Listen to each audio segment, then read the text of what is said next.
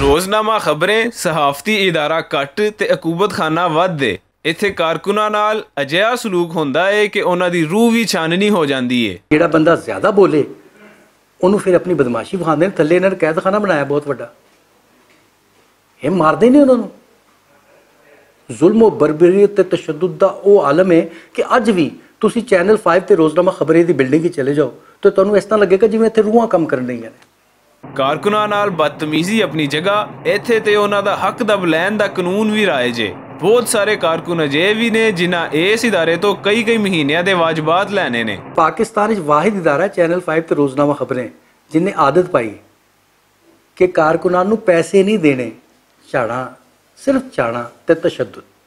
ਇਹੋ ਹੀ वजह है कि अज इस इदारे के मालिक अदालत पेश हो रहे हैं, जिथे वो झूठ ते झूठ बोल के अपने आप नूं सच्चा साबित करने की नाकाम कोशिश कर रहे हैं। जुल्म दी इस दास्तान विच कई ऐसे गुमनाम सहाफ़ी कारकुन भी ने जिन्हां तंग आके अपनी जिंदगी अपने हत्थी मुका लई, पर इन्हां ज़ालिमां उत्ते कोई असर ना होया। एक बच्चा सी, उहदी 19-20 साल उम्र सी, बहुत घट बोलदा सी, MCR च काम करदा सी। बच्चा उहदी 5 भैणां सन, 5 भैणां दा कल्ला भरा सी।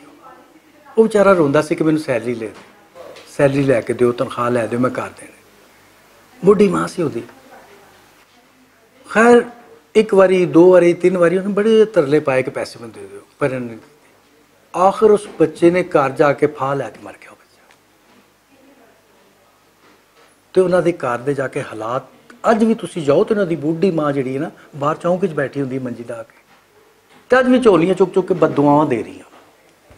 कारकुन सहाफ़ियां दी चीफ जस्टिस होर अगे बेनती है कि वो इस अकूबत खाने के झूठे मालकां दे कन्न भी खिच्चन ते नाल नाल कारकुन दी इज्जत ते जान दा तहफ़ुज़ भी यकीनी बनान।